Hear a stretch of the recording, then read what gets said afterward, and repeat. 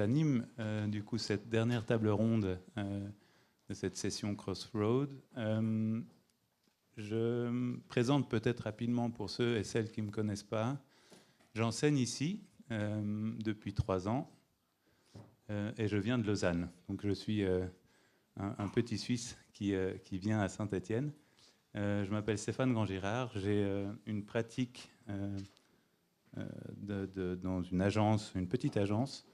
Pour ceux qui sont venus dans la cour et qui sont venus là maintenant pour la première fois, il y a cette intervention qu'on a fait avec Thierry Hérault à l'entrée, la pratique de le faire à l'échelle 1-1, une conviction personnelle, notamment de mettre la main à la pâte. Voilà. Aujourd'hui, on va essayer d'aborder la notion de circularité, la Terre ronde, un gros débat. Ça clôt un peu multiples questions qu'il y a eu, je crois, entre hier et aujourd'hui, notamment. Cédric nous rejoindra à la fin de cette table ronde pour faire une restitution ou une série de questions, on verra. L'idée, c'est de peut-être essayer d'orienter nos réflexions autour de cette peut-être de notion que j'appellerais l'éco-conception ou la pratique située, les matériaux géosourcés et la notion peut-être de proximité, le réemploi, la valorisation des déchets, notamment aussi la question de l'économie circulaire dans cette thématique. Un point qui a été discuté notamment avec ici dans la réflexion de monter cette table ronde, la sobriété foncière et la résilience notamment.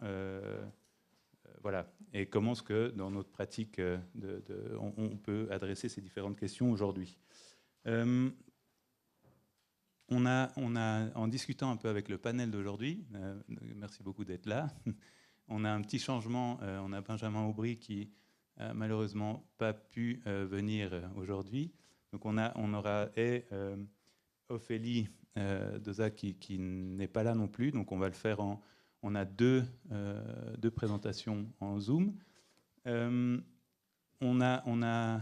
va présenter, je crois, enfin, l'idée de présenter un parcours de comment est-ce qu'on est venu du banc d'école, enfin, en tant que personne, et devenir architecte, et qu'est-ce qu'on fait aujourd'hui dans la pratique. C'est assez intéressant. Il y a 3 sur 5 qui enseignent, il y a 3 qui font de la recherche, il y en a qui ont ouvert, 3 qui ont créé des agences. Donc on a des casquettes multiples, et je pense que tous et toutes sont impliqués fortement personnellement dans leur recherche et dans leur réflexion, notamment autour de la question qu'on se pose aujourd'hui. Donc je vais passer la parole à Dimitri.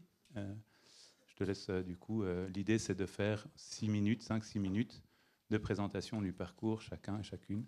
Voilà. C'est parfait, ça marche. Bon, bah déjà, je suis ravi d'être devant vous. Donc moi, je m'appelle Dimitri Roussel, je suis le fondateur de l'agence d'architecture Dream. Et peut-être dans tous les métiers qu'offre aujourd'hui l'architecture, on va dire que j'ai peut-être, en tout cas dans la panel que vous avez ici, celui qui la pratique d'une manière un peu plus traditionnelle, en agence, à faire des projets. La question du faire, vous allez le voir, elle est très importante. Moi, j'ai 39 ans aujourd'hui et j'ai beaucoup fait. Voilà. Et donc, on a aujourd'hui construit plus de 30 projets à l'agence et je vais vous en présenter une quinzaine qui incarnent un peu mon parcours et les valeurs, en tout cas, qu'on essaye de développer. Alors, pourquoi la télécommande, est-ce qu'elle n'est pas sûre? C'est bon, c'est bon. Donc moi, j'ai la particularité moi, je suis né ici. C'est le quartier de Moreno. Alors, c'est à Saint-Étienne, je suis stéphanois, donc c'est d'autant plus pour moi émouvant de venir partager un peu mon expérience avec vous. Est-ce qu'il y a des Stéphanois un peu dans la salle, en levant la main? Il y a encore quelques... Non, bah voilà, donc moi j'ai été prêt à l'école d'archi il y a 20 ans, c'était il y a 20 ans tout pile, j'étais à votre place. Et j'ai été pris parce que l'école d'archi Saint-Étienne avait une politique justement pour avoir des étudiants stéphanois, parce que j'avais pas du tout le dossier scolaire suffisant pour rentrer. Donc c'est un peu grâce à cette école qu'aujourd'hui je suis architecte. Donc je suis né à Moreno, voilà, il y a 39 ans, et aujourd'hui je suis basé à Paris. J'ai une quarantaine de collaborateurs. Voilà, ça c'est les gens avec qui je travaille de mon agence. Et je vais vous raconter entre ces deux moments un peu ce qui s'est passé. Je vous mets cette petite image parce que j'ai une première vie, moi, de basketteur, on va dire, professionnel, quoi, de haut niveau. Et j'ai joué même pour l'équipe professionnelle de Saint-Étienne une saison quand j'étais étudiant à l'école d'archi. Et vous allez voir finalement comment notre métier d'architecte, elle parle, quoi, ça raconte beaucoup de nous quand on entreprend. Deuxième singularité, j'ai commencé, moi, à 28 ans, en tant qu'associé d'agence d'archi, par ce projet, l'Arbre Blanc. Donc là, on est en 2013. Et donc, c'est un peu particulier parce que souvent, il y a un enjeu d'accès à la commande quand on est jeune archi. Et moi, j'ai plutôt fait la stratégie de l'association. Je me suis d'abord associé à quelqu'un qui avait son agence. Et ensuite, on s'est associé à un archi reconnu à l'époque, nous qui était une jeune agence, pour accéder à des projets un peu d'envergure. Et on a eu une bonne étoile. Et tout de suite, sincèrement, 2 mois après que je me sois associé, on a été lauréat de l'Arbre Blanc. Et donc, si vous voulez, j'ai une espèce de démarrage en feu d'artifice, un peu comme ce projet, qui nous a lancé et qui m'a permis d'avoir voilà, assez vite une agence structurée. Donc, voilà un peu un des enjeux pour vous que vous aurez, c'est comment on rentre dans cette vie active. Et en tout cas, dans mon histoire, c'est par l'association. Donc ensuite, je me construis. Moi, à l'époque, je suis tout jeune. Là, je travaille beaucoup avec Fujimoto. J'ai 28 ans. Et donc, on fait 3-4 projets ensemble. Et on a notamment fait l'école polytechnique. Alors, c'était marrant parce qu'en discutant entre nous, on se rendait compte qu'on était tous des cancres un peu à l'école. Et donc, de construire pour les polytechniciens leur lieu d'apprentissage était un petit plaisir. Après, il y a un peu le temps de l'émancipation. Donc, tous ces projets, je les fais avec Franck Boutet. Ce qu'il faut savoir, moi, il y a 20 ans, on ne parle pas d'écologie en école d'architecture. On parle d'enjeux sociaux, culturels. Ce n'est pas quelque chose qu'on m'apprend à l'école. Et donc, je découvre un peu, 2013, on est avant les accords de Paris, en faisant. Et j'ai la chance de rencontrer Franck Boutet, qui est un grand pile urbaniste, qui est bureau d'études environnement. Et donc, tous ces projets, les 3 que je vous montre, systématiquement, je suis avec Franck Boutet. Et c'est un peu à travers lui que je comprends l'enjeu. Donc là, on parle d'environnement, on commence un peu en France en 2013, mais on ne parle pas de carbone. Donc voilà, donc à la suite de ça, je fais mon premier projet, on va dire un peu reconnu sans association, et donc c'est le projet Anis, un projet un peu manifeste, un peu utopiste, qui réinvente un peu le lieu de travail. Et ce projet voilà, nous permet un peu, c'est là que je décide d'arrêter de travailler avec notamment sous Fujimoto pour un peu voilà, développer notre propre architecture. Là, j'ai 30 ans. À peu près au même moment, ce que je dis, donc arrive ce moment où on comprend que la question de l'écologie, en fait, elle est sociétale. C'est plus un... Et donc dans l'immobilier, on voit les chiffres qui ressortent. Et donc moi, dans mon contexte de l'époque, je me dis, on m'a un peu menti jusqu'à maintenant. Voilà, je suis dans une filière qui est la plus polluante, près de 40% des émissions de CO2. En même temps, je suis à un moment sociétal, politique où il y a les choses changent. Alors, c'est toujours très critiquable, mais en tout cas, voilà, la question de l'écologie arrive dans la société, dans le grand public, et je sens un moment où nous, les architectes, on doit amener des solutions. Donc, à la suite, donc, j'ai la chance de pouvoir réaliser le premier immeuble de 6 étages en France en bois, à Bordeaux. Donc, tout de suite, on essaye de se positionner. Donc, c'était un bâtiment très simple, mais à l'époque, on a l'impression de construire la Tour Eiffel. C'était la première fois qu'on faisait aussi haut en bois. Je me souviens des réunions, c'était lunaire. Mais voilà, et là, je découvre cette filière.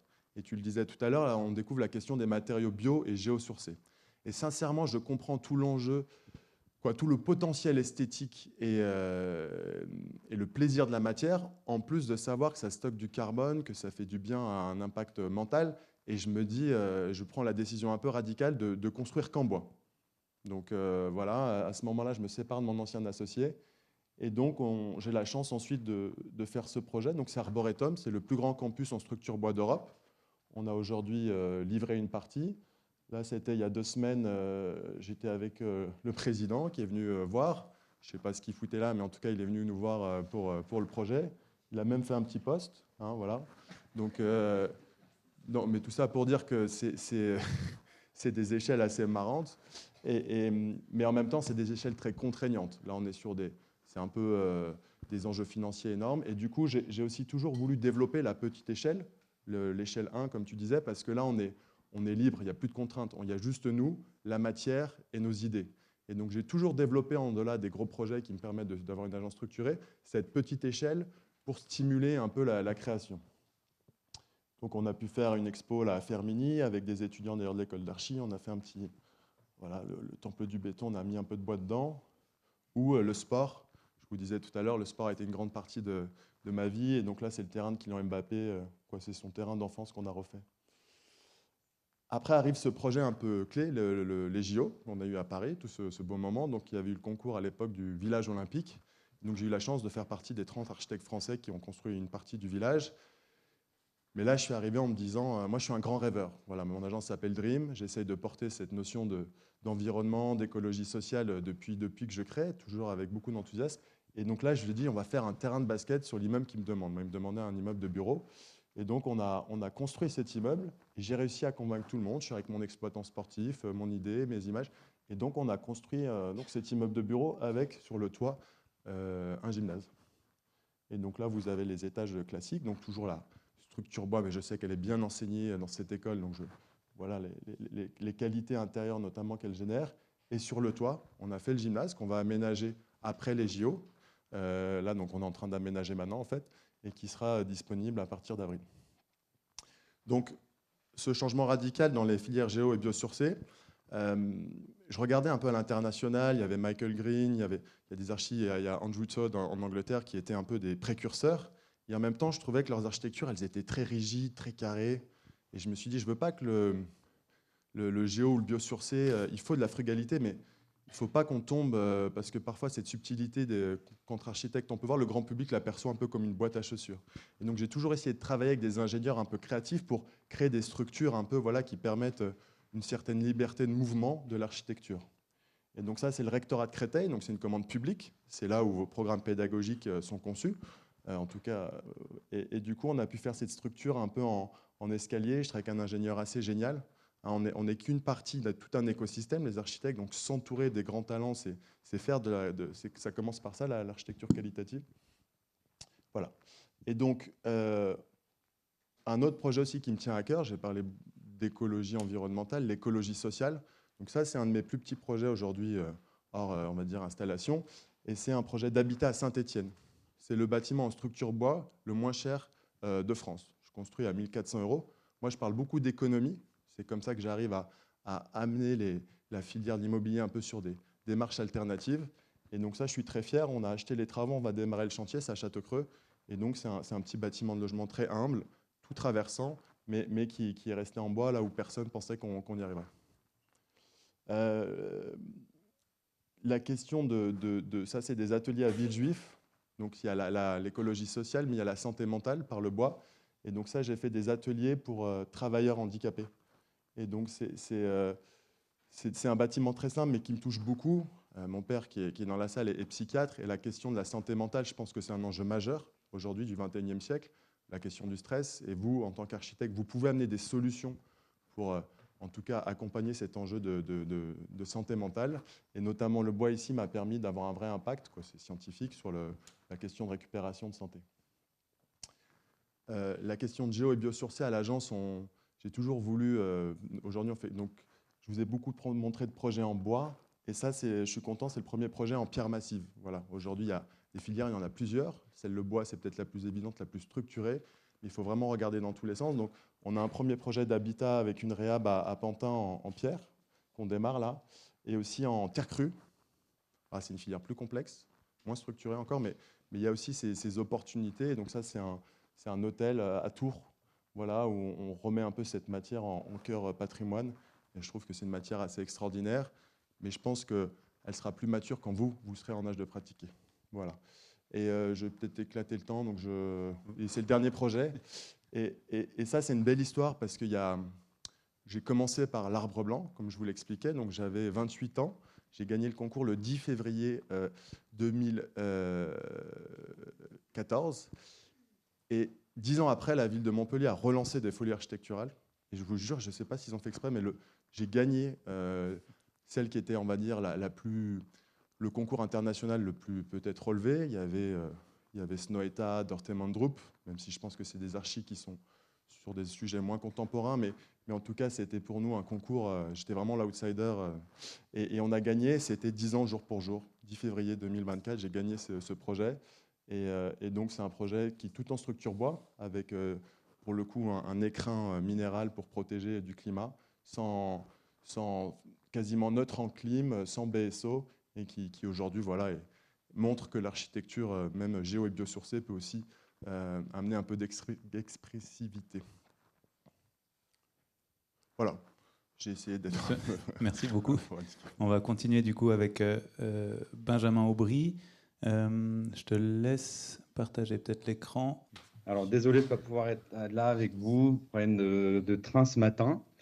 Alors moi, je vais vous parler d'une autre chose qui est plutôt ce qu'on appelle aujourd'hui de la sobriété foncière et de la densification douce des quartiers pavillonnaires. Et comme François me l'a demandé, en fait, j'ai refait un petit topo en fait, de mon parcours, de ce qui m'a mené à ça. Et c'est, je crois, en fait, en y réfléchissant, c'est vraiment lié à une obsession qui m'a jamais quitté depuis le début de mes études d'architecture, voire même avant. Et pour en fait le début un peu dans ces en fait, grands moments, entre guillemets, je pense que le point de départ un peu, c'est que j'ai grandi dans une maison individuelle à Palaiseau, vous voyez ici dans la région parisienne, ce qu'on appelle communément banlieue.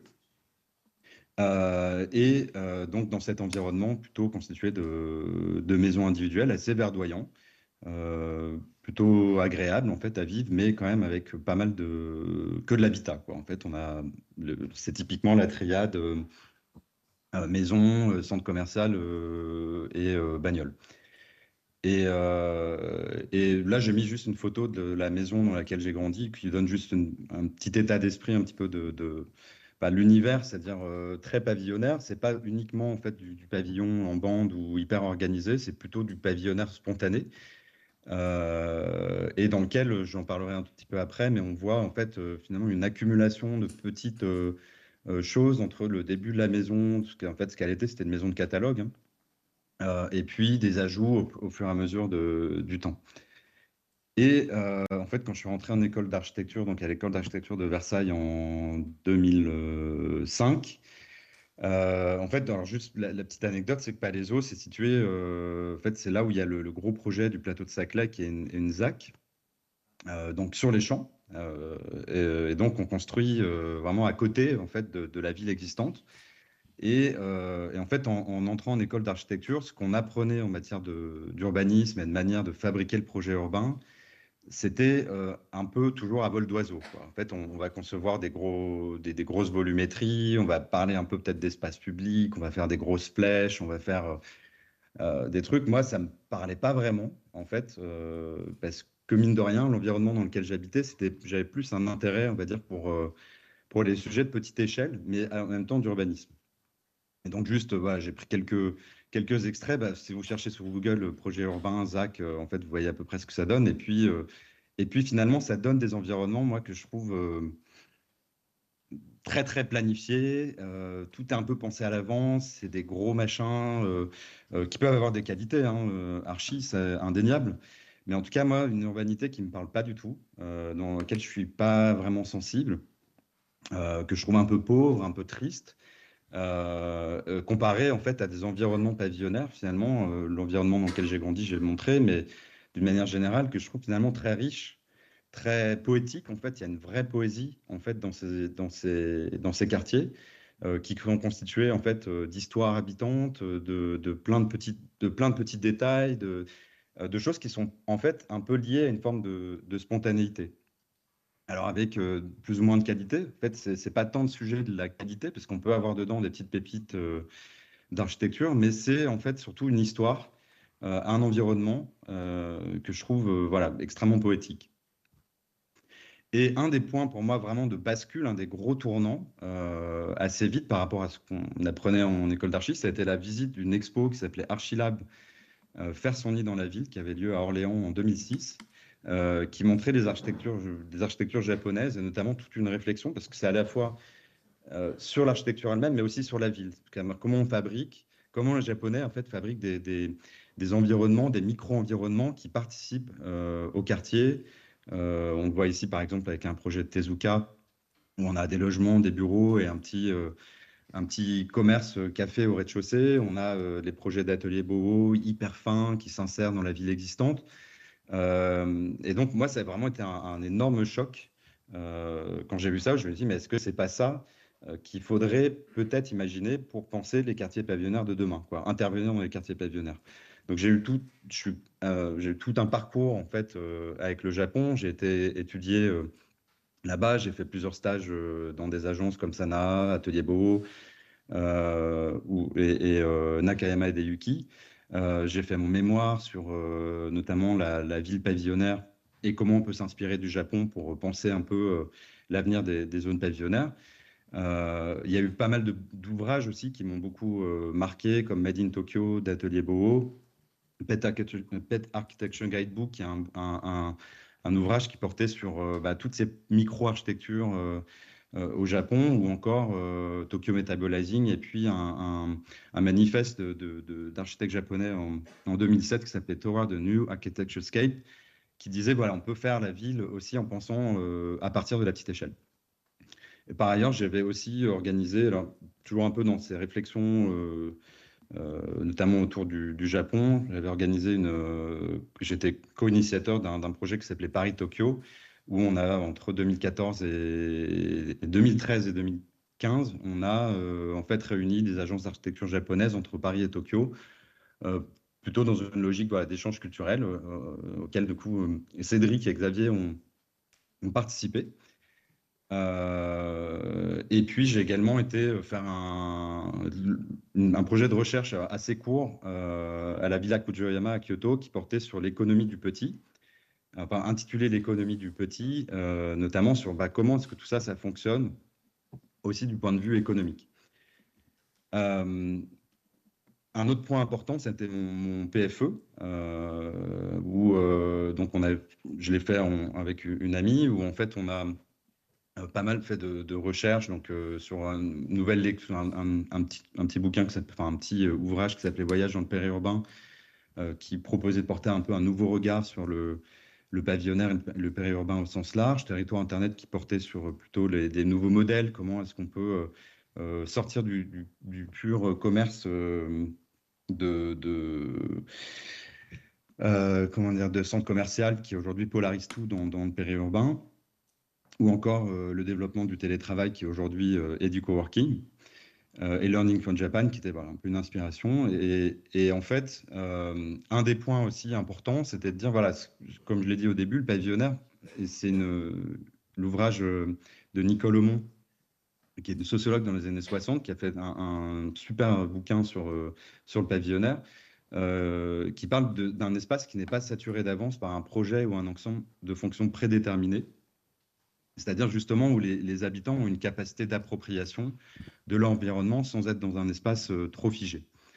Et donc, c'était un peu la base d'un PFE qui, je pense, aujourd'hui, pour moi, continue à être un peu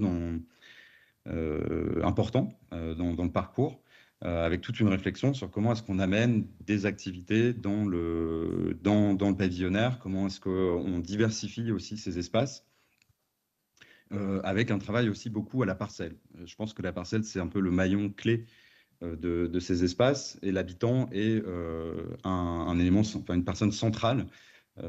Et donc, on avait fait essayé d'imaginer plein de petits projets différents, de coworking, de proximité, avec un petit café au rez-de-chaussée qui s'insérait entre deux maisons, d'un espace sur un foncier divisé de deux maisons avec une petite épicerie et puis un espace de relais colis qui peut amener un petit peu de vie, ou encore des choses un petit peu plus importantes, mais toujours un peu sur des logiques de parcelles. Et accessoirement, ce diplôme a figuré parmi donc une trentaine de diplômes, 36 diplômes qui a été exposé au pavillon de l'Arsenal. Et en fait, c'est un autre tournant, ça a été la rencontre suite à cette exposition avec Nexity. En l'occurrence, donc la direction un peu de l'innovation de Nexity, qui s'intéressait beaucoup au sujet du pavillonnaire parce que, en tant que promoteur, ils y voient un énorme gisement et ils se posent la question comment intervenir dans ces territoires. Et donc, je vous ai mis une petite image Getty Images, mais qui donne un peu le ton de l'ambiance, en tout cas, durant cet échange. Et pour moi, c'était un choc parce qu'en fait, ils ont un peu balayé d'un revers de la main tout ce qu'on avait proposé, travaillé pendant le diplôme en disant, mais de toute façon, tout ça, c'est pas rentable. Et donc, pour moi, c'était un choc en me disant, bon, bah, est-ce que j'abandonne? Est-ce que ça va jamais marcher? Pourquoi c'est pas rentable? Et il y a eu toute une réflexion, une période de réflexion, durant à peu près 4 ans suite à cet échange, sur le pavillonnaire, toujours. Donc, j'ai écrit notamment un article qui, pour moi, était assez important, qui s'appelait Domesticologie, ou la poétique du pavillonnaire, qui parlait justement, encore une fois, de ce métabolisme lié, en fait, à l'initiative des habitants. Et un autre point important, c'était également une rencontre avec une sorte de petit incubateur de start-up qui s'appelait Meraki, où l'état d'esprit, c'était de dire, en fait, si tu crois en un projet, fais-le. Vas-y, trouve les moyens de le faire. Et ça a été un peu un des points de départ, en fait, de la boîte que j'ai montée aujourd'hui, qui s'appelle Yudo. Et un autre point important, ça a été un appel à projet, donc Faire Paris, par le pavillon de l'Arsenal, pour réaliser des expérimentations. Donc Julien Pansu, ici présent, connaît bien. Et donc, on a réalisé une première expérimentation. On avait proposé de tester est-ce que des habitants peuvent eux-mêmes réaliser des petits projets immobiliers. Parce qu'une des raisons pour lesquelles Nexity disait en gros c'est pas possible, c'est du fait du modèle de la promotion immobilière qui est basé sur la grosse production en volume avec des problématiques de charges foncières, ça tourne pas pour un promoteur. Mais par contre, si c'est un habitant qui le porte, si c'est quelqu'un qui est déjà propriétaire, à ce moment-là, en fait, toute la logique économique commence à se transformer parce que la personne est déjà propriétaire, on n'est plus sur des logiques de production de volume. Benjamin, Et attends, donc, on a Benjamin, testé. Benjamin, Oui, juste, il faut, enfin, il faut qu'on arrive à tenir le temps quand même un petit peu. OK. Si Alors, Merci. j'accélère.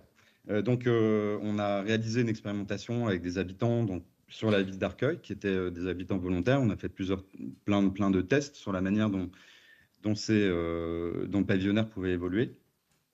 Et donc, on a également mobilisé 8 agences d'architecture pour réaliser, dessiner, concevoir ces petits projets, montrer un peu le potentiel du pavillonnaire. Un petit exemple, par exemple, conçu par Septembre Architecture sur un micro-collectif, sur une cour partagée qui était portée par des habitants, les propriétaires avec leurs enfants en SCI.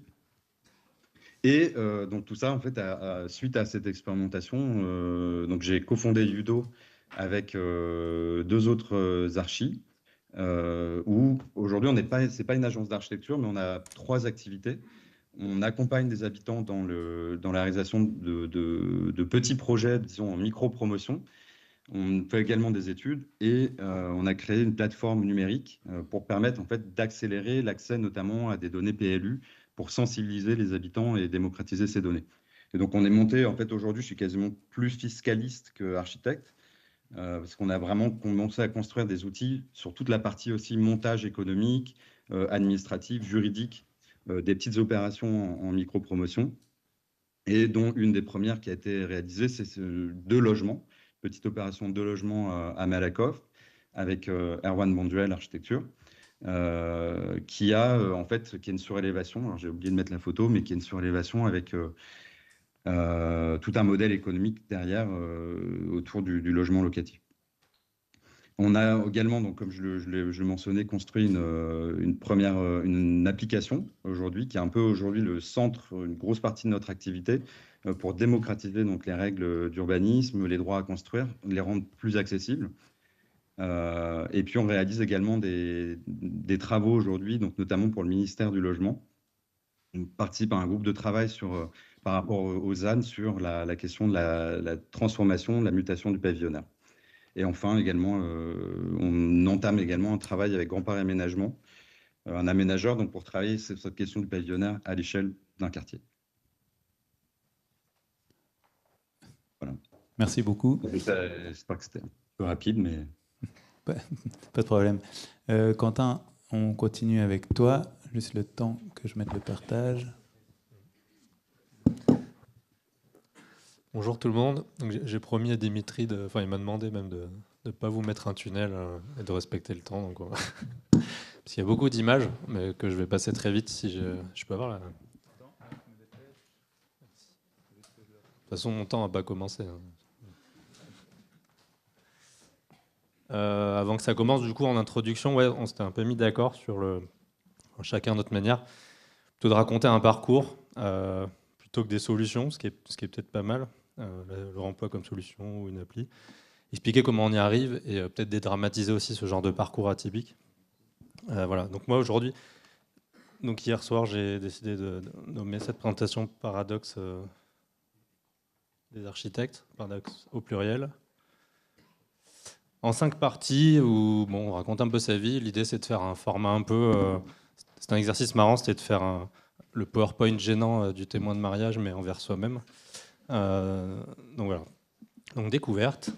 Donc moi j'ai commencé mes études à l'école d'architecture de Grenoble sans aucune appréhension. C'est un peu là où j'ai été pris juste après mon bac, un peu comme ça. Je ne savais pas où j'atterrissais. Et en plus, j'ai atterri dans une semaine intensive un peu bizarre avec le monsieur de Dole, Patrice Doat, cofondateur du laboratoire Cratère, qui enseignait depuis longtemps en première année et qui d'un coup nous faisait faire des choses très bizarres. Voilà, crier sur des œufs. C'est plus tard, hein, je n'ai pas retrouvé des images aussi vieilles que moi. On dessinait des feuilles, mais plan, coupe, élévation. On faisait des cubes avec des motifs. Mais à chaque fois, il y avait une planche, un dessin, plan, coupe, élévation, puis un texte pour expliquer tout ça, un tracé régulateur. Et puis petit à petit, ça a amené à du projet, mais non situé. Donc ça, c'est en première année. Hein. Voilà, avec toujours le même procédé. Voilà. Puis à côté de ça, on avait quand même ce qui est encore appelé les fondamentaux de l'architecture, avec l'apprentissage de la représentation, du projet, de la forme, des espaces. Et donc commence déjà pendant ces études une certaine opposition entre quelque chose que je trouvais assez rigolo et puis ça, qui était intéressant. Je découvrais l'architecture, donc l'organisation des plans, des espaces, etc. Mais je sentais que déjà qu'il y avait deux choses qui commençaient à s'opposer dès la première année dans l'appréhension de tout ça. Et donc comme je ne savais pas ce que je foutais là, un peu, on m'a proposé de bosser dans une agence dès la deuxième année. Et donc, en fait, pendant mes études, j'ai fait plein de choses. J'ai bossé en agence à côté. J'ai fait du monitorat pour Patrice Doat, là, en deuxième année, pour tester un peu tout ça. Et donc, ces deux chemins n'ont pas arrêté de s'éloigner. Voilà, et en agence, on produisait ce genre de choses, où j'étais assez content de bosser en agence, parce que je découvrais ce qu'était la vraie architecture. Et pendant le parcours, ça a pris le dessus sur... c'est plus vrai que ce qu'on fait à l'école, forcément, parce qu'à l'école, en fait, on fait mumuse avec des projets, mais ils ne se feront jamais, et puis de toute façon, ce n'est pas la réalité. Voilà. Puis après, je suis rentré en master architecture, environnement, culture constructive, où je n'ai pas fait d'Erasmus, mais j'ai fait une sorte d'Erasmus aux grands ateliers à Villefontaine, à destination de rêve, où on avait un enseignement sur la propédeutique matériaux. Donc c'est là où commence un peu cette réflexion sur la circularité, même si elle avait déjà bien été engagée par des enseignants du laboratoire Cratère, avec un module sur le bois, un module sur la pierre, un module sur l'acier, sur les différents matériaux, où à chaque fois il y avait un travail de documenter des références de projet. Ensuite, on allait visiter des sites de production, scierie ou carrière de pierre ou aciérie, etc. Et ensuite, on venait expérimenter la matière avec des micro-projets à l'échelle 1 grâce à l'outil assez incroyable que sont les grands ateliers, hein, que connaissent certaines et certains ici, je pense, même j'en suis sûr. Et donc voilà, ça c'est moi, avec le style de l'époque. Et c'était rigolo, c'était rigolo, et j'aimais bien, et je comprenais toujours pas si c'était de l'architecture ou pas, mais on faisait ça. On faisait aussi des charrettes à couper de l'acier, à lever des trucs très dangereux. Voilà, donc c'était pareil, je me disais, c'est bien ces structures, mais ça ne ressemble pas forcément à ce qu'on me dit que ce qu'est l'architecture. À cette époque-là, on est quand même en 2007. Là. Et voilà, donc. Et puis en plus, on a d'autres profs dans l'école qui nous disent, c'est pas de l'architecture, de toute façon, vous prenez pour des ingénieurs ou des constructeurs, mais en fait, ça n'a rien à voir. de la pierre, pareil. Et donc arrive le diplôme, où donc moi je fais mon diplôme dans la continuité de ces trucs-là aux grands ateliers sur le Solar Décathlon, donc une compétition internationale qui dure 2 ans, où on retourne aux grands ateliers. Je continue mon Erasmus sur plusieurs années, pour concevoir et construire en 2 ans un habitat autonome en énergie, bon, avec un cahier des charges américain un peu hérité des États-Unis, qui est encore très techno, où on a déjà une approche un peu low-tech.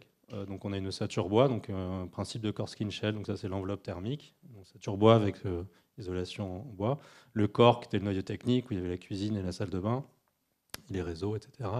Et puis la shell qui était une coquille en acier. On retrouve un peu tous les savoir-faire qu'on a fait en première année de master. Et donc c'était sur mon année de PFE, puis sur l'année de HMO, du coup, que j'ai fait mais que j'ai jamais validé, mais c'était l'excuse pour aller à Madrid et apporter ce prototype où 20 prototypes qui venaient de partout dans le monde, un peu comme Archifolie, mais à l'échelle internationale, en fait, avec un bilan carbone forcément désastreux. Et donc voilà, je fais énormément d'autodérision, je ne sais pas si j'assume. Donc ça nous a amené à Madrid, on a fait une compétition, on a fait 4e en 2010, c'était sympa, puis on y est retourné en 2012, on avait gagné. Tu me cherches, je suis en plein milieu, avec des lunettes ridicules. Ouais. Voilà, et donc je comprends qu'en fait, à ce moment-là, quand je fais ma HMO, j'avais le choix entre ça ou continuer dans l'agence où j'ai travaillé 4 ans. C'était assez difficile parce qu'en fait, quand on sort, il faut bouffer. Et donc, et puis sur un coup de tête, j'ai fait non, mais je vais faire le truc qui me fait kiffer plutôt que le truc qui est bien, qui est la vraie architecture et que c'est ce que je dois faire pour ma vie. Et aujourd'hui, je me remercie d'avoir fait ce choix-là parce que je pense que sinon, bref, même d'un point de vue personnel, je pense que je ne serais pas là où j'en suis aujourd'hui. Et donc, je suis parti là-dessus et je fais un peu le choix, je crois, inconsciemment, de plus jamais quitter l'école d'architecture. Et donc, je commence à enseigner par la suite. Et donc, une excuse pour rester à l'école, c'est de faire le DSA Terre, toujours à Cratère, donc je reste à Grenoble dans l'école. Et où là, en fait, je fais exprès de vous montrer plein d'images qui, à partir de maintenant, qui n'ont pas grand-chose à voir avec peut-être ce qu'on pense qu'on va faire quand on est en école d'architecture. Donc, on apprend la construction en terre avec différentes dimensions, chimiques, historiques, etc. Et donc, voilà, on fait toutes sortes de recherches sur la matière. On fait des petits blocs, puis des blocs un peu plus gros. Puis après, on fait des micro-architectures avec ces mêmes blocs. Et puis, on nous envoie pendant ce DSA en mission en Chine pour accompagner l'université à monter un laboratoire d'architecture de terre, donc avec toujours cette phase analytique des matériaux, granulométrie, etc. On se met à dessiner des coffrages sur SketchUp. Et tout ça, en fait, on sollicite les outils de l'architecte, donc ça résonne un peu. Je me suis dit que ce que je disais là, c'était peut-être plus propice sur la table d'avant tout à l'heure. Puis on va tester tout ça, toujours sur le terrain, dans un village perdu en Chine qui construit déjà en pisé, mais qui commence à remplacer le pisé par du parpaing. Donc on travaille à montrer comment on peut leur montrer des techniques un peu différentes pour les convaincre de continuer de faire du pisé, en reformulant la terre, en ayant des outils peut-être plus mécanisés. Et puis il y a toujours en fait des moments où il y a un retour à l'architecture, un rapport au paysage, et puis cette notion de circularité sur laquelle on ne met pas forcément de mots pour l'instant. Puis pareil, là, on ne fait pas forcément des SketchUp d'architecture, mais des SketchUp de chantier, qui est une sorte de pic un peu, mais on organise la production d'un chantier en pisé. Donc là, c'est en Belgique, avec les architectes de BC Architects. C'est leur premier projet en terre, en fait, ils n'en faisaient pas encore. Et donc on est appelé, toujours pendant notre DSA, avec mon binôme de mémoire, Hugo Gasnier, pour mettre en place ces choses-là, où on devient un peu, sans le savoir, un peu entreprise, construction pisée, mais formateur, tout ça, c'est que des chantiers participatifs à chaque fois. Voilà, donc on pose des coffrages, on met de la terre dedans, on tape dessus, vous connaissez, hein, vous en faites pas mal dans la région. Et ça donne, c'était une maison de chasse, voilà, on peut questionner le programme de départ. Bon, le rapport au vivant est particulier sur cette photo. Puis donc ça donne lieu à un mémoire de DSA sur cette réflexion, donc ça sur les process liés au béton, et puis comment voilà, le principe de circularité qui revient. Et du coup, pareil, on fait des SketchUp, mais ce n'est pas de l'architecture en tant que telle, mais on réfléchit au process. Et donc, c'est la Terre qui m'a permis de rencontrer, par exemple, pendant un workshop en 2011, au début du DSA, Ken de Koeman, qui est un des fondateurs de BC, en Belgique, qui ne faisait pas encore de terre, Anna Heringer et Martin Rohr qui nous formaient, et Mu Jun qui était là comme nous en train d'apprendre et qui est un architecte chinois aussi qui était pas mal récompensé. Et on a aussi croisé par la suite Wang Shu, je crois. Point de non-retour 2012 parce que donc là en fait tout ça se finit. Alors j'enseigne donc ça va, je peux rester à l'école, il faut que j'accélère, me dit Stéphane. Et donc on m'invite à faire de la communication, le pôle communication de l'organisation du Solar Décathlon quand il arrive à Versailles. Pareil, et en fait point de non-retour parce que d'un coup on m'envoie sur une pratique où je me dis bon en fait si je me mets là-dedans c'est bon, je ferai plus jamais d'agence d'archi. Peut-être que bon, je sais pas où je vais, mais j'y vais parce que j'avais rien d'autre à faire et que c'était intéressant et que c'était un sujet que j'avais beaucoup aimé. Et donc je remets les pieds sur le chantier et je produis ce genre de choses qui sont questionnables. Je fais énormément de ce genre de choses. Vous avez une petite ancêtre d'Instagram en haut à gauche qui est assez intéressant. Puis après ça, donc je suis à Paris parce que j'ai travaillé là-dessus. Je suis au chômage, donc je fais quelques missions en agence, mais ça me passionne toujours pas beaucoup. Et heureusement, je continue d'enseigner à côté et à faire ces trucs bizarres. Je continue à les faire. Et puis, je le fais un peu mécaniquement sans forcément. Il y a une réflexion dessus, mais pas beaucoup. Juste, ça me plaît. C'est Wang Shu, Prisker Press, qui était venu rencontrer Cratère, etc. Et voilà, et puis on continue de produire. Et puis donc je m'implique de plus en plus, comme je suis au chômage à côté, je m'implique de plus en plus dans l'enseignement. Première année, toujours. Sur ces archétypes masse, ossature, qui renvoient en fait aux logiques de biosourcé, géosourcé, quoi, sur le bois ou la pierre ou la terre. Puis donc j'arrive chez Bellastock, donc j'ai fait le choix de ne pas trop parler de réemploi, parce qu'au final, je n'ai pas touché tant que ça, je suis plutôt dans la médiation, où j'arrive en tant que communicant, encore une fois, parce que c'est ce que je faisais juste avant, et je découvre ce festival par un croisement entre Bellastock et la Terre, que je vous montre qu'en image, et puis je profiterai des échanges pour aller plus loin dans la discussion. Voilà, 500 personnes, un site, une ressource donnée. Et puis d'un coup, ça donne ce que j'ai toujours fait, mais en plus gros et plus bordélique. Mais ça marche quand même, et ça produit énormément de choses. Alors là, comme ça, de l'extérieur, c'est particulier, mais en fait, ça a été relevé. Et ça produit toujours du dessin, de l'architecture, de l'urbanisme même, et même une dimension en fait sociale. C'est ça qui est intéressant par rapport à ce qu'on fait à l'école. C'est cette dimension sociale de l'architecture, parce que les participantes et les participants habitent dedans. Donc les Marseillais vendent du Ricard. Voilà, beaucoup d'apéros, de sieste, et le terrain de pétanque des Marseillais. Ah, c'est que le 4. Bon, j'avance vite. Donc là, la phase ensuite où je conscientise tout ça, parce que Bellastock est un énorme engagement militant qui me fait réfléchir un peu sur ce que je fais, et j'essaie de le faire rebondir aussi sur l'enseignement. Et donc je décide vraiment de m'impliquer dans l'enseignement et de candidater justement pour devenir titulaire, et je me mets à écrire, alors que j'ai jamais aimé ça, des notes pédagogiques pour essayer de mettre des mots sur ce que je fais et réussir à le transmettre. Et à côté de ça, à côté de Bellastock, j'essaie justement de développer cette partie école et de le faire atterrir côté Bellastock sur la question des chantiers participatifs pédagogiques. Bon, je me tais, je mets des images vite comme ça, je vais vers la fin. J'avais 98 images, désolé. Et tout comme je me suis amusé à faire un Bellastock dans les grands ateliers pour les premières années. Avec une équipe, évidemment. Et pour finir, aujourd'hui, la question, le doute, il continue. Mes journées, elles ressemblent à ça. Chez moi, avec un planning très croisé, beaucoup de visio, beaucoup d'écriture, beaucoup de coordination, mais aussi... donc maintenant, je suis enseignant titulaire à Clermont-Ferrand et je travaille toujours chez Bellastock sur la formation et la sensibilisation. Et donc, je continue de faire ce travail-là. Tout comme un Bellastock, je continue maintenant, j'ai amené une Bellastock aux grands ateliers sur la question de la formation au réemploi, avec du prototypage.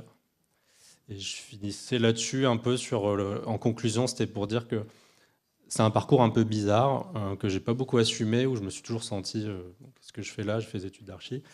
Et aujourd'hui, ces lectures-là commencent à me donner un peu de légitimité dans ce que j'ai fait, et à mettre des mots clairs, et puis qui donnent du sens un peu à ce qu'on fait. Et je pense que c'est des choses que vous devez peut-être connaître, mais que je pense que vous pouvez, si ce n'est pas le cas, que vous pouvez consulter. Là, j'ai mis un QR code pour Charlotte Mater.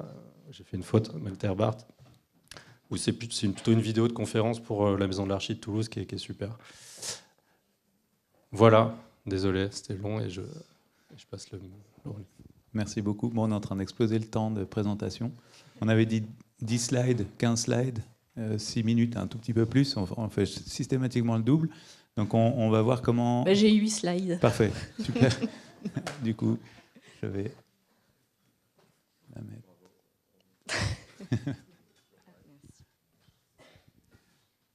Alors du coup, je te passe la parole, Chloé. On va juste ouvrir ta présentation. Donc, je vous propose de revenir 15 ans en arrière, où j'étais à votre place sur les bancs de l'école. Donc là, c'était la journée d'intégration. L'idée, c'était de se dire, durant toutes mes études, j'ai pas su tout de suite ce que je voulais faire, mais ce que je voulais, c'était d'avoir de la polyvalence dans mon métier. Et donc tout de suite, ça m'amène à me dire, tiens, j'ai envie d'ouvrir ma pratique et d'aller étudier ensuite à l'Institut d'urbanisme de Grenoble. C'était une pratique en alternance et donc ça me permet d'intégrer tout de suite une très grande agence parisienne, ce qui était une chance à l'époque parce que le marché de l'emploi était assez fermé. Voilà. Et donc dans cette agence, ça me permet de faire de la coordination architecturale, du dessin d'espace public, mais aussi du dessin de villes nouvelles. Et là, je commence à toucher à des sujets qui me plaisent pas trop et qui me font réfléchir.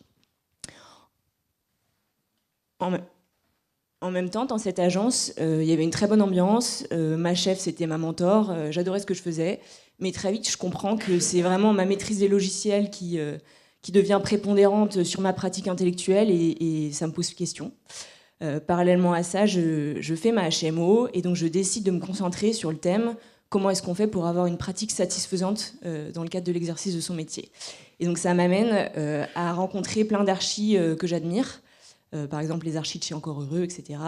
Et je comprends qu'ils sont tous motivés par l'envie. Donc en fait, ce qui guide leur pratique, c'est l'envie. Et donc je me reconnecte à mon envie profonde, parce que moi j'ai toujours voulu être architecte, et je me dis, mais ce qui me plaît dans ce métier-là, c'est le sens du détail, le beau, et j'ai envie de revenir à ça. Donc là, je rentre dans une autre agence où je fais du chantier. Et donc là, en 3 mois, donc j'avais jamais fait de chantier de ma vie, en 3 mois, je deviens chef du chantier, donc ce qui peut paraître un peu ridicule. Et donc je suis à la tête d'une équipe et on lance le chantier pendant 2 ans, c'est super. Et vers la fin du chantier, donc c'était un chantier un peu particulier parce que la maîtrise d'ouvrage était anglaise et donc on faisait pas comme en France, c'est-à-dire livrer en blanc le projet. On livrait le projet tout décoré. Et là, le preneur nous annonce qu'en fait, les intérieurs qu'on a designés ne lui plaisent pas. Et donc, moi, je me retrouve à la tête d'un chantier sur lequel je dois être extrêmement pointilleuse avec les artisans sur les détails, mais sachant que tout va être détruit. Donc, je ne sais pas si vous imaginez le choc et le déclic que ça fait. Donc, pareil, dans cette agence, l'histoire se répète, tout le monde est trop sympa, je commence à être dans un petit confort, mais au final, je m'ennuie intellectuellement parce que mon chantier se termine et puis j'enchaîne les sujets. Et là, c'est le Covid qui arrive et je me retrouve au chômage forcé puisque tous les sujets de l'agence s'arrêtent. Et je regarde sur Netflix un documentaire qui parle d'un couple qui plaque tout pour aller aux États-Unis faire un voyage dans un bus scolaire qui rénove.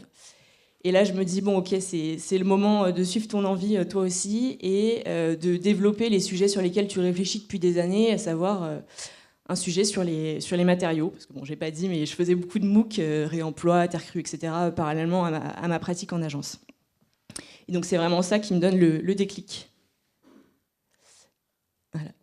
Et donc, en fait, je pars d'un simple constat. Je dis à mon agence, écoutez, je vais partir, j'ai une idée, je vous dis pas ce que c'est, et pendant 1 an, j'ai dit à personne ce que je faisais. Donc voilà, en fait, mon idée, c'était de se dire comment est-ce qu'on fait pour soutenir une culture des matériaux au sein des agences d'architecture. Donc là, on a eu un contre-exemple avec Dimitri, parce qu'il s'y intéresse très fortement, mais c'est vrai que c'est un sujet qui est un peu le parent pauvre parfois de l'architecte et de la pratique en agence, puisque il est à la fois dans les discours reconnu comme fondamental, par l'ensemble de la profession, mais la réalité en agence est tout autre. Et donc moi, j'ai voulu commencer à adresser ce sujet. Donc la photo, c'était de se dire comment est-ce qu'on fait pour s'intéresser à tous les matériaux, même du quotidien, et commencer à collecter beaucoup d'informations. Et donc là, j'ouvre 1 an plus tard une agence de sourcing en matériaux qui s'appelle Mao, et dans laquelle je m'intéresse à tous les matériaux sans exception, mais avec un regard conscient. Donc comment est-ce qu'on fait pour en fait, finalement, soutenir cette culture des matériaux en agence, mais en apportant un regard qui se nourrit de visites de chantier, qui se nourrit de visites beaucoup d'acteurs, donc liés aux filières et à toutes les filières. Parallèlement à ça, très vite, j'ai un parcours qui s'oriente vers l'innovation et la tech, et donc je rentre dans un incubateur de start-up. Donc là, vous pouvez voir, c'est tout ce qui m'entoure, c'était toutes les autres start-up, et je rencontre un univers que je connais pas du tout, qui est lié aussi au levée de fonds.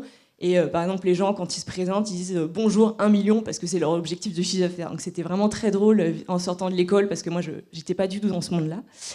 Et donc je commence à développer mon projet, j'enchaîne les concours, donc pas d'architecture mais plutôt d'innovation, ça se passe très bien, jusqu'au jour où je fais un très mauvais partenariat qui me conduit à arrêter le projet, donc c'est un peu la douche froide. Voilà. Et donc retour pleinement à temps plein sur Mao, mon agence de sourcing en matériaux, mais que finalement je décide de construire avec un point de vue start-up tout en n'en étant pas une. Et donc, je commence à faire des salons et à essayer d'avoir de la visibilité pour sensibiliser les agences sur ce sujet-là. Donc là, c'était une photo à Batimat il y a quelques semaines où j'avais un stand et où j'ai pu prendre la parole sur ce sujet. Donc l'idée, en fait, c'est de se dire, c'est un petit peu comme voilà, mais ceux qui viennent de parler, c'est que la cohérence, elle se construit au fur et à mesure, qu'au départ, sur les bancs de l'école, on ne sait pas forcément où ces études vont nous amener, mais qu'il faut toujours être guidé par l'envie. Et je pense qu'on peut faire beaucoup de choses. Moi, j'aurais jamais pensé en être là aujourd'hui. Voilà. Merci beaucoup. Parfait. Efficace. Ophélie, tu partages ton écran. Ok. Est-ce que vous m'entendez? On t'entend très bien, merci. Parfait. Alors, moi, je m'appelle Ophélie Dosa, j'ai 31 ans, je suis donc architecte, j'ai mon agence d'architecture Materametang à Paris. Je suis doctorante et enseignante à l'EPFL à Lausanne depuis cette année. Donc, pour vous présenter un peu mon parcours et ses points clés, j'ai obtenu mon diplôme d'architecture en 2018, donc sous la direction de Philippe Potier et notre cher Cédric Libert. Avec un sujet qui porte sur les murs de soutènement, donc essayer de comprendre comment une infrastructure finalement peut être un outil théorique et opératoire pour comprendre la manière dont le territoire s'est construit et puis comment il participe aussi à la valorisation d'un paysage. Et en même temps que mon diplôme d'architecture, j'ai effectué pendant 2 ans un master de recherche à l'école des hautes études en sciences sociales où, donc dans la spécialité de la culture visuelle, c'est-à-dire analyser en fait, finalement la production des images numériques en lien avec une idéologie politique. Donc dans ce contexte-là, j'ai analysé les bâches d'échafaudage qui couvrent les monuments historiques en travaux comme des véritables dispositifs qui mettent en scène la ville de Paris, et en tout cas qui participent à son caractère de musée. D'abord, et d'ailleurs, c'est une école, enfin, disons que le master de recherche, ça m'a vraiment concrétisé l'envie de faire de la recherche et de pousser un doctorat. Je me suis, à la fin de ces 2 diplômes en 2018, je me suis demandé si je devais faire une thèse en architecture ou une thèse en sciences sociales à travers un objet d'architecture. J'ai finalement choisi de poursuivre mon sujet de diplôme, donc portant sur les murs de soutènement, mais en gardant, si vous voulez, la méthodologie que j'avais apprise à l'EHESS dans une école dont la méthodologie de recherche est plutôt universitaire. Sauf que le doctorat que je fais aujourd'hui est un doctorat par le projet, c'est-à-dire une recherche qui se nourrit par la pratique et une pratique qui se nourrit par la recherche. En 2020, pendant le confinement, avec donc mon futur associé Lucien Dumas et un de mes confrères, un ami, on a décidé de faire une autre recherche qui nous a amené à être lauréat du concours Faire Paris, initié par le pavillon de l'Arsenal, où il s'agissait comme un petit exercice ludique lorsqu'on était confiné de dessiner des balcons, en tout cas d'ajouter 1 mètre carré supplémentaire à sa façade dans une période où on était toutes et tous confinés, comme un exercice ludique qui nous permettait de trouver des nouvelles dispositions spatiales qui fassent le lien entre une sphère domestique et un espace public. J'aime bien mettre ces 3 projets dans une forme de continuité, même s'ils ont a priori l'air assez différents, puisqu'ils montrent ensemble un profond intérêt que j'ai développé pour des objets d'architecture qui sont non valorisés, qui sont invisibilisés dans notre quotidien et qui ne font pas l'objet a priori d'architecture, mais qui, des objets d'infraordinaire, autrement qualifiés par Georges Perec, autant donc le mur qui soutient les talus, la bâche qui couvre des monuments, ou encore la fenêtre qui s'ouvre sur un espace public, mais ils ont tous les 3 un rôle crucial dans la manière d'habiter le territoire, d'aménager nos espaces et de façonner aussi nos comportements. En 2022, donc après l'obtention de ma HMO en 2019 et le début de mon doctorat par le projet en 2020, j'ai fondé mon agence d'architecture avec mon associé Lucien Dumas, qui lui, pareil, pendant ses études d'architecture, a décidé de compléter sa formation d'architecte avec lui un CAP en ébénisterie à l'école Boulle.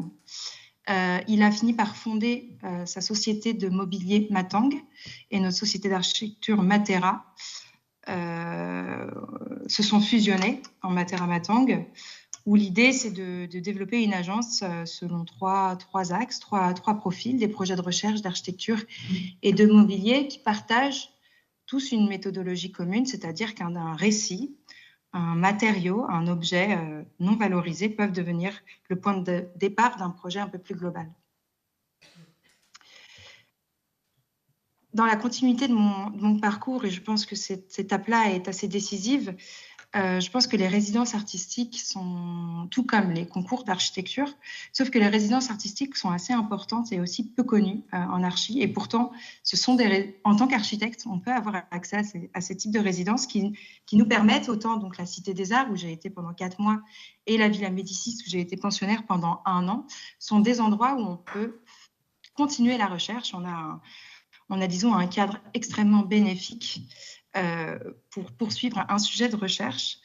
Et donc, moi, c'était l'objet de mon doctorat, c'est-à-dire faire de la recherche dans un territoire précis, pouvant s'appliquer un territoire qui nourrit effectivement ma recherche et qui puisse faire le cas d'étude, disons, d'un axe de ma recherche. Donc, ça a fondamentalement été le cas avec la Villa Médicis, puisque en tant que ville murée, j'ai pu trouver tout un cadre bâti très intéressant qui pouvait donc nourrir mon doctorat. Et qui plus est, en cours de résidence et en étant aussi AJAP 2023 la même année, donc l'année dernière en 2023, on a eu l'opportunité d'accéder à une commande publique pour le pavillon Farnèse, qui est le siège de l'ambassade de France en Italie à Rome, pour proposer un projet d'architecture dans les jardins, dont on voit ici la façade travaillée par Michel-Ange. Donc là, on trouve dans les jardins du Palais Farnèse. Et un projet d'architecture qui faisait effectivement le lien avec ma recherche que je menais à Rome sur les murs, puisque l'idée, malgré le fait qu'il s'agit de construire un pavillon en bois dans ces jardins, l'idée étant de travailler 2 murs en maçonnerie qui m'ont amené en fait à réinterpréter une manière de construire localement des murs par la spolia, puisque avant, pour construire des monuments de la Renaissance, comme c'est le cas pour le pavillon Farnèse, on venait voler, on venait dépouiller, on venait spolier des monuments antiques de leurs vestiges. L'idée étant aujourd'hui de ne plus voler de la matière première, mais plutôt de réemployer dans un contexte d'économie circulaire. Donc j'ai commencé à découvrir une nouvelle strate de la ville en souterrain dont j'ai eu l'opportunité d'accéder à de la matière historique, puisque qui dit rénovation d'un monument historique, comme je l'avais vu lors de mes études à l'EHESS, à travers l'analyse des bâches d'échafaudage, on ne peut pas jeter cette matière sculptée par Michel-Ange, mais pourtant elle reste invisibilisée dans des caves, elle gise en sommeil, et l'idée étant de pouvoir réemployer cette matière et de la faire vivre de nouveau.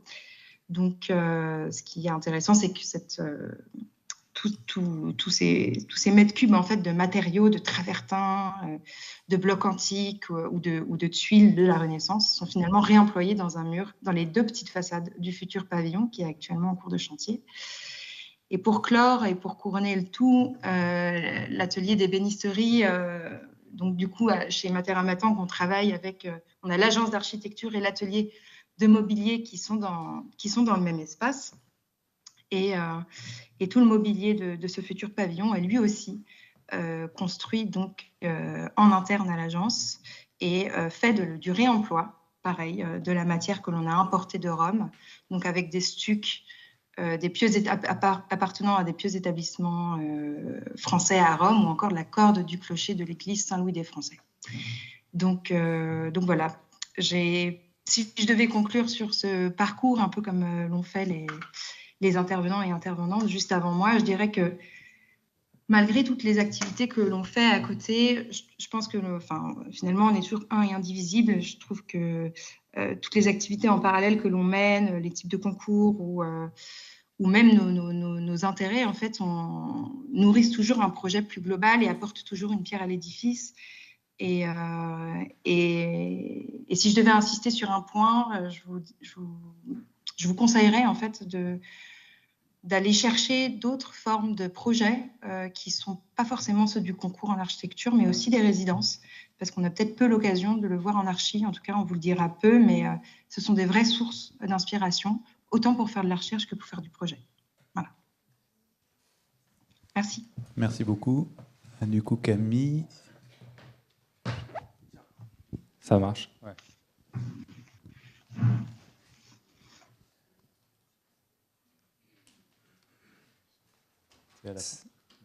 On peut le mettre en plein écran ou pas? Oui, oui, c'est la première et la dernière image, c'est normal.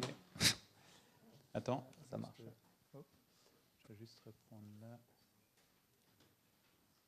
Partager. Ça y voit.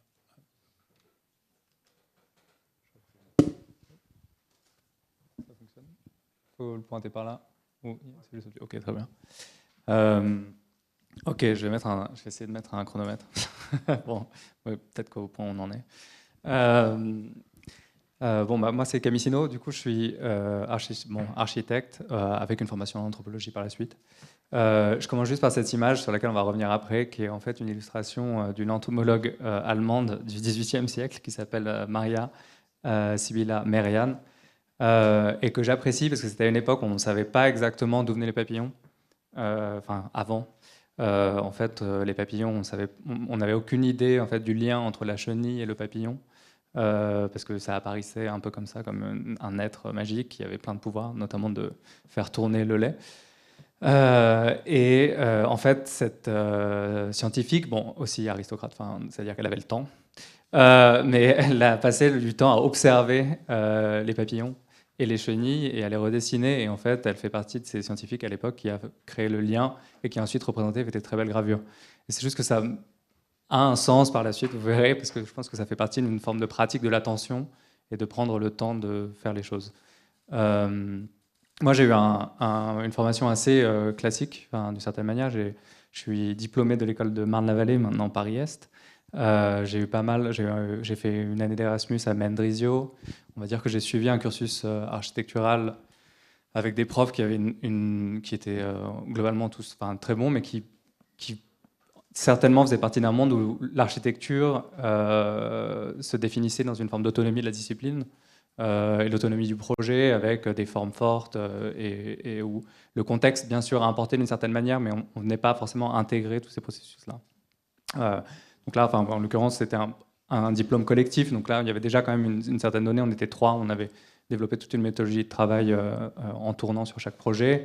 Durant mes études, j'ai aussi, il y a une assez forte représentation japonaise, passé 1 an ensuite à travailler à Tokyo, chez Go Hasegawa, où là, le processus a quand même pris une forme assez forte au sein de ma pratique. Et après le diplôme, 2012, en France, finalement, à Paris et en France, il y avait quand même encore un peu des relents de la crise de 2008-2009 au niveau de l'architecture. Et c'est vrai que je suis parti de France. Je suis allé à Londres où il y avait beaucoup de travail comparé à Paris. Et puis il y avait aussi une forme d'excitation et d'intérêt. Et c'est vrai que j'ai travaillé pendant 4 ans dans une agence, chez Adam Kahn Architects, qui travaillait de manière peut-être plus conventionnelle à différentes échelles, donc des coopératives de logement en Allemagne, la réhabilitation et transformation de logements sociaux au Danemark, et puis la maison pour un paysagiste et jardinier au Royaume-Uni. Un travail qui, moi, m'a quand même satisfait d'une certaine manière, particulièrement épuisé. En fait, j'ai énormément travaillé, j'ai même fait un burn-out, en fait, complètement, pour une discipline qui, pour moi, avait du sens, mais d'une certaine manière, j'étais pas hyper en accord avec une forme de déconnexion de ma vie d'agence, en fait, au quotidien, et des projets que je réalisais, et d'un manque d'implication directe. C'est à ce moment-là, entre autres, durant mes études, que, en fait, j'avais été sensibilisé à une pratique d'anthropologie par mon mémoire, en fait, où j'avais pas mal écrit et pensé à la question du bricolage développé par Claude Lévi-Strauss. Et en fait, au Royaume-Uni, j'ai découvert le travail de Tim Ingold, qui est lui un anthropologue britannique, qui a beaucoup travaillé sur la question du savoir-faire et des méthodes, et notamment du processus, et surtout qui m'a offert en fait une forme de cadre réflexif sur la pratique à la fois de l'architecture, et aussi l'idée que on ne peut pas s'extraire du monde dans lequel on vit et sa pratique. On ne peut pas s'extraire d'une manière générale de son existence, en fait. Et quels que soient les enseignements que j'ai pu recevoir en architecture, qui m'ont toujours parlé d'objectivité, d'une forme de rationalisme, en fait, à chaque fois de réfléchir le projet de manière extérieure ou en vue d'oiseau, comme on en a vu aujourd'hui, ou de ce point de vue-là, c'est vrai que moi, ça marchait pas trop. Enfin, avec moi, ça fonctionnait pas trop. Et c'est là-dedans que j'ai trouvé une forme de résonance avec l'idée d'une forme d'implication et d'engagement direct, à la fois dans la création de savoir, mais aussi la production de projets. Donc en fait, j'ai quitté le Royaume-Uni, j'étais assez fatigué. Je suis parti en Suède, j'ai retrouvé mes meilleurs amis. J'ai travaillé à mi-temps en fait, dans une agence suédoise pour continuer à gagner ma vie, en attendant de faire un peu le tremplin vers les études d'anthropologie. Et en fait, c'est un moment où il y a eu un peu plus de liberté de prise de risque. Et puis, par le biais de rencontres, on a eu cette possibilité avec ces 2 amis avec qui j'ai passé mon diplôme, justement, qui, eux deux, ont aussi quitté leur emploi en même temps. Par le biais de rencontres, on a pu s'installer dans une maison à la campagne suédoise pour une femme qu'on a rencontrée à Stockholm et qui avait besoin de faire retaper cette maison-là. Et en fait, on s'est installé là-bas, en fait, chez la voisine qui nous a accueillis, qui, elle, avait sa maison inoccupée. Et on a travaillé pendant 3 mois sur site. Donc en fait, c'était une première expérimentation. Donc on n'était pas payé, on était nourris, logés, blanchis. C'était pas une vraie commande, mais on avait la possibilité, l'opportunité d'y être. Et du coup, on a fait ça pendant 3 mois. Donc on a rencontré pas mal de gens dans le village. On s'est intéressé à cette vieille maison, qu'est-ce qu'on pouvait en faire. C'était assez difficile de la retaper, donc on proposait une extension. Et puis on a aussi commencé à travailler directement sur la maison. À nettoyer, vider cette très vieille bâtisse qui, à la base, devait être démolie et brûlée, et puis qu'on a décidé de conserver comme une forme de maison de projet pour la cliente. Et par ce biais-là, en fait, on a aussi réuni des liens avec une école de menuiserie locale, les différentes personnes qui habitaient dans le village. Et en fait, c'est vrai que ça a été le tournant. Alors, c'était du coup un tournant assez fort pour moi, c'est-à-dire que en fait, c'était la possibilité de venir s'installer quelque part, développer des liens, rechercher quelque chose sur place, trouver des artisanes locaux et essayer de développer un projet par ce biais-là. Pour des raisons de santé, malheureusement, le projet n'a pas abouti par la suite parce que notre cliente est tombée assez malade. Mais c'est le moment en fait, qui était juste avant le départ en Écosse où là, j'ai contacté Tim Ingold directement par email et il m'a répondu. Je suis allé le voir et il m'a dit de venir m'inscrire dans son master, donc ce que j'ai fait. Donc j'ai débarqué en Écosse pour faire un master de recherche aussi en anthropologie sociale ou disons environnementale. Et j'ai atterri dans un village qui n'était pas Aberdeen, qui était aussi un peu un biais de trajectoire et de rencontre. Lorsque j'étais en Suède, j'ai rencontré quelqu'un qui connaissait quelqu'un qui avait un espace dans ce petit village. Et c'est là-bas, pendant ces 2 ans, en fait, j'ai continué à travailler. Donc j'ai fait mon master de recherche qui normalement est 1 an à mi-temps. Donc je travaillais un peu en freelance à distance pour des agences avec qui je travaillais avant pour gagner ma vie. Et en parallèle, je développais un mémoire d'anthropologie où je questionnais en fait la pratique de l'architecte et la question du terrain et nos manières de faire et le rôle que ça peut avoir. En fait, mon terrain a été le village dans lequel j'habitais pendant 2 ans, donc j'ai récolté pas mal de récits, toutes les modifications du territoire par mes voisins, notamment ce pont constitué d'une échelle et d'une planche faite par Harry, qui voulait venir au pub en marchant depuis le phare. Toute forme de modification et ce que ça a impliqué moi, en tant que personne immergée en fait, dans ce travail-là. En parallèle, pour continuer à gagner ma vie aussi, et de manière plus directe qu'à distance en tant qu'archi, j'ai rejoint une organisation artistique qui s'appelle Devon Projects, qui était dans la ville de Huntly, dans le Aberdeenshire, dans le côté de Aberdeen, et qui, elle, développait un travail de maraîchage et d'agriculture communautaire, en fait, en relation avec une ferme permacole. Et c'est là, en tant qu'architecte, où j'ai aussi utilisé des outils spatiaux. En fait, j'ai aidé à la fois on a organisé des workshops, on a créé un réseau de compostage, on a organisé des ateliers d'apprentissage et de réflexion à l'échelle en fait, d'une ville de 3000 habitants au Royaume-Uni, dont tout le monde avait un jardin personnel, mais personne, tout le monde achetait au supermarché. Donc en fait, c'était essayer de réfléchir, une forme de résilience et de travail direct autour d'une agriculture agroécologique locale et raisonnée.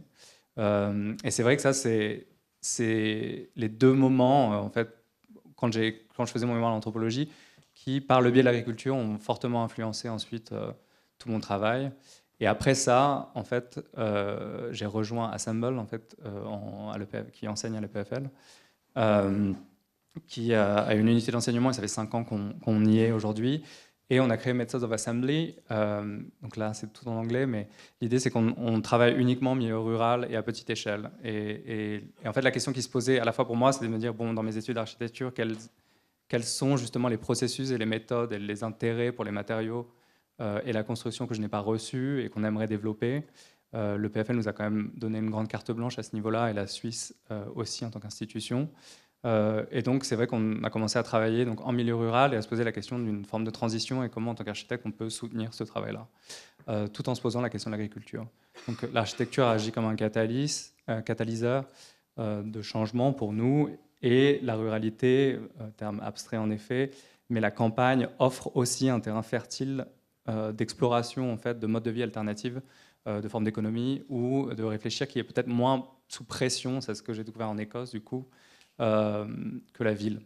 Parce qu'en fait, en Écosse, j'étais vraiment au milieu de nulle part pendant 2 ans, et j'ai jamais eu autant été en contact avec en fait, une forme d'effervescence à la fois culturelle, propositionnelle, de mode de vie et de pratiques constructives et économiques. Donc avec les étudiants en fait, dans le studio, maintenant, chaque année, en fait, on s'associe avec une organisation ou une commune préexistante. Donc on essaie de pas forcément avoir... L'idée, c'est de réussir à ne pas prendre un site comme juste un lieu d'étude, mais à chaque fois de rendre quelque chose et de travailler avec les personnes avec qui on étudie. Donc on avait une commune en Suisse pendant 2 ans qui possédait et gérait sa forêt. Donc on a débité en fait, du bois dans la forêt locale sur place. Tout le bois a été utilisé à la fois pour les maquettes et puis pour des constructions à échelle 1. On a ensuite développé ces projets avec la commune, une forme de coopérative en milieu rural. Pour ensuite au Royaume-Uni en fait, venir dans un autre contexte à Bridport, s'associer avec une autre association qui essaie de redévelopper, revaloriser la culture du chanvre et son utilisation dans la création d'une forme d'économie locale, et son utilisation dans la construction pour la ville de Bridport, qui elle aussi a 3000 habitants et fait face à une forme de crise du logement dans une forme de standardisation et de pauvreté du logement. J'arrête. Presque. Je suis à la fin. Et cette pratique située, là, à chaque fois, on va avec les étudiants localement. Donc, on y allait plusieurs fois, on construit sur place. Il y a une forme d'échange à la fois avec le Town Council, la ferme qui nous a logés, qui, elle, fait pousser du chanvre, pour construire là des prototypes à échelle 1, en l'occurrence. Et on continue ce travail-là, cette fois-ci, avec un réseau de fermes au sein du Royaume-Uni, avec qui on va essayer de construire une forme de prototypage, de logement pour toute personne qui s'installe dans des fermes agroécologiques, parce que c'est souvent des logements assez précaires en fait. Et la nécessité de transitionner implique une augmentation en gros de 2% de la population qui travaille dans les champs à peut-être 30%. Donc je pense que ça sera une question assez importante. Après, et en parallèle, du coup, pour conclure, de l'enseignement, moi, j'ai pas d'agence.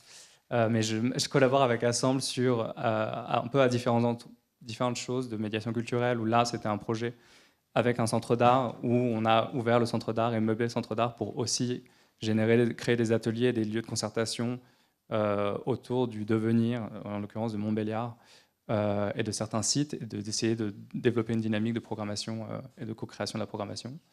Et ainsi aussi travailler sur la programmation d'un festival en parallèle. Donc voilà. Et je reviens sur cette illustration que j'apprécie beaucoup, mais c'est ce rapport-là, en fait, d'essayer la question de la pratique de l'attention et d'une forme d'engagement direct. Bon, merci beaucoup à toutes et à tous. On a explosé notre temps. On a commencé un tout petit peu plus tard que prévu. Moi, j'avais tout un tas de questions préparées pour amener en fait un débat, une discussion ensemble. Cédric, il y a aussi un moment de restitution, de discussion sur ces tables rondes qui est importante peut-être sur les 4. Je ne sais pas ce que tu viens peut-être vers nous. Je pense que c'est important d'avoir, peut-être basculer directement sur s'il y a des questions chez vous, dans l'audience. Est-ce qu'il y a quelqu'un qui voudrait poser une question? Merci beaucoup. Alors, j'ai toujours des questions très terre à terre. On est dans un cycle de conférences sur la découverte en fait, d'autres formes de pratique de l'architecture. Je vais revenir à la pratique de la maîtrise d'œuvre HMO aujourd'hui. C'est une question qui se tourne plutôt vers Dimitri. Comment en fait, on s'invente où on grandit en ayant une agence aujourd'hui de 40 collaborateurs, donc on est chef d'entreprise. Alors comment on fait pour rester architecte tout en étant chef d'entreprise, en manageant 40 collaborateurs, et comment on maintient sa conception de l'architecture quand on sait que sur des entreprises de cette taille-là, on a quand même un chiffre d'affaires à faire annuel sur une prospective. Nous, on est dans des prospectives à N+3 ans, mais voilà, en sachant qu'un collaborateur architecte, c'est environ 100 000 € hors taxe de chiffre d'affaires pour pouvoir le rémunérer et faire vivre l'agence. Je suis très terre à terre. Donc, comment on est dans cette prospective de la pratique de l'architecture en tant que maître d'œuvre et entrepreneur? Oui, alors c'est 117 000 chez Dream. Mais on est très structuré. Bon, déjà, pour tout ce qui est... voilà, on ne se ment pas. J'ai une directrice développement, j'ai une directrice finance, administrative, j'ai tout un background. Et après, c'est des choix. On travaille beaucoup, nous, sur l'idée de décroissance. C'est-à-dire, à un moment donné, si les projets ne tiennent pas l'objectif qualitatif en termes d'écologie environnementale ou sociale, on a un peu un comité de direction et on se dit comment... donc j'ai 5 personnes avec qui je bosse depuis 10 ans. Voilà, donc on se prépare, nous, à tout moment, à devoir réduire à 20 et à baisser les chiffres. Parce que c'est vrai que quand on entreprend, on rentre vite dans une dynamique de grandir. Et un enjeu majeur dans notre société, c'est apprendre à décroître. Parce qu'il y a des moments où il faut savoir le faire. Et donc c'est quelque chose qu'on travaille beaucoup. Et pour l'instant, on est dans une période en plus où il y a moins d'activité. Je pense que c'est bien, c'est des temps où on peut un peu plus réfléchir. Mais voilà, donc nous, c'est comme ça qu'on essaie de garder l'exigence en se disant qu'il faut être prêt à réduire. Et pour l'instant, les projets s'enchaînent. Nous, notre visibilité, elle est plutôt à 6 mois. Mais bon, voilà, faut être serein. Mais en 6 mois, 1 an, on va dire. Moi, je sais que 2025, ça va. Et puis, on va voir.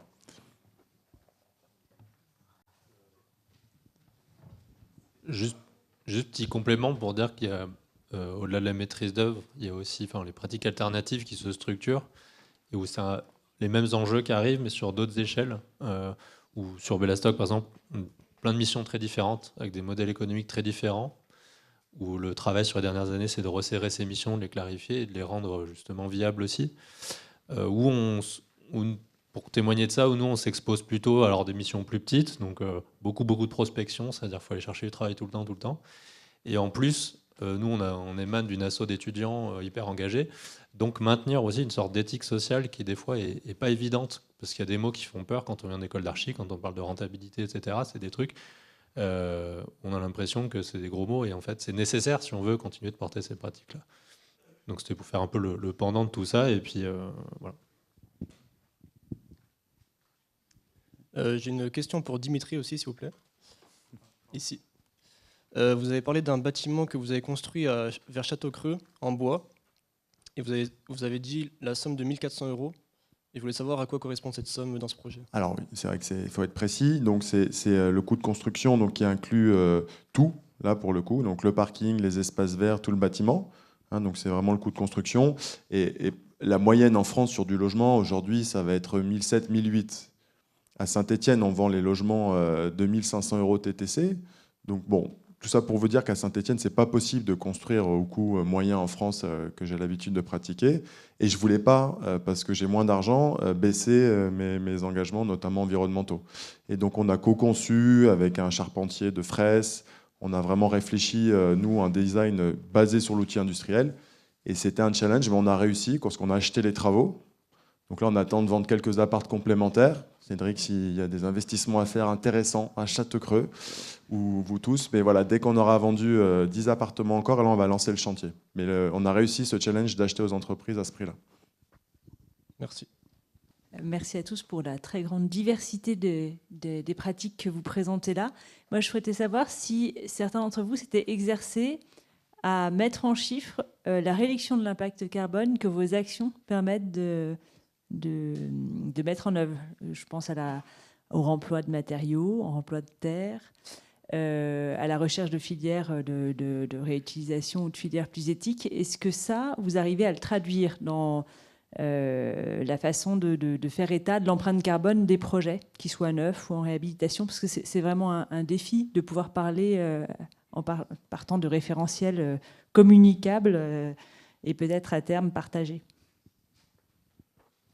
Moi, sur les projets, on va dire plus classiques, aujourd'hui, avec la RE 2020, on a des outils où on mesure concrètement le poids carbone des mètres carrés qu'on construit et qui inclut, ce qui est bien, c'est qu'aujourd'hui, ça va inclure les enjeux sociaux qui ont fait travailler, ce qu'on conçoit. Ils commencent à prendre des critères sociaux au-delà purement de la stat environnementale.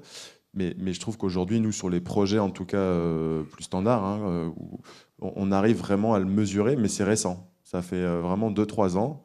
Jusqu'à là, c'était un peu de la narration, quoi, on va dire. Et maintenant, je trouve, et je pense que ça va, vous, quand vous serez en âge mature de pratiquer l'architecture, je pense que là, dans quelques années, là, je pense que ce sera voilà, des éléments concrets. Et aujourd'hui, on ne fait plus un projet si on ne calcule pas au mètre carré près le poids carbone qu'on construit. Je pense qu'on peut poser la question à Ophélie sur le fait de ce réemploi, et puis notamment d'être impliqué et situé. Enfin, ça rejoint aussi ce que disait Camille. Est-ce que tu as une réponse à la question, un petit peu de cette question, peut-être pas en chiffres, mais de ce que ça implique en bilan?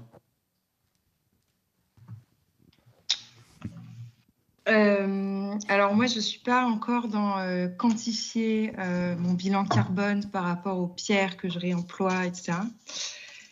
Du coup, je ne sais pas sous quel axe répondre à cette question par rapport à notre projet du pavillon Farnèse. Nous, on fait face à d'autres problématiques qui sont d'accéder à cette matière historique et puis comment la traiter et la réincorporer dans un seul et même ouvrage. Donc, disons que la manière dont nous, on fait du réemploi, c'est moins sur des questions de calcul, de calcul bilan carbone, etc., malgré le fait qu'on travaille quand même avec un BET thermique pour ce projet, qui a quand même calculé aussi toutes les données du site pour essayer d'être le plus économe en énergie possible, donc avec des dispositifs, disons plutôt low-tech, pour essayer de climatiser naturellement le bâtiment. La maçonnerie en fait partie, mais nous, on a un parti pris de réemploi de la matière qui est notamment très esthétique. En tout cas pour ce projet-là. Donc, ouais, je ne sais pas si ça... Je ne pense pas répondre tout à fait à la question, mais... Non, mais je pense que c'est une vraie question sur le réemploi qui se pose. C'est la confrontation réelle. C'est pour ça que je te posais... C'est un peu une question piège, mais qu'est-ce que ça veut dire réellement? C'est une belle idée, mais quand on l'applique, qu'est-ce que ça veut dire? Comment est-ce qu'on arrive à s'en sortir réellement, et qu'est-ce qu'on déplace, qu'est-ce qu'on est d'accord de faire, d'où vient la matière, c'est assez complexe.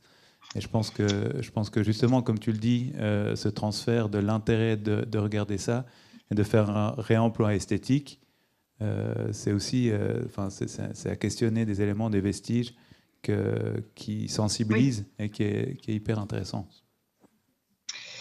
C'est sûr que le réemploi de la matière, on le voit bien avec aujourd'hui la matière de la terre, mais disons que tout l'enjeu pour nous, en tout cas dans la question du réemploi, c'est comment transformer une matière inerte, c'est-à-dire extraite et encore pas travaillée, pour la traduire en éléments esthétiques qui donnent une singularité au projet. Et c'est pour ça que travailler avec ces vestiges historiques qui ont perdu leur aura, quelque part, on investigue sur le champ de l'esthétique et sur le sens symbolique, en fait. Comment la matière, le réemploi d'une matière, elle apporte aussi une capacité symbolique d'une temporalité sur des échelles temporelles qui sont extrêmement lointaines.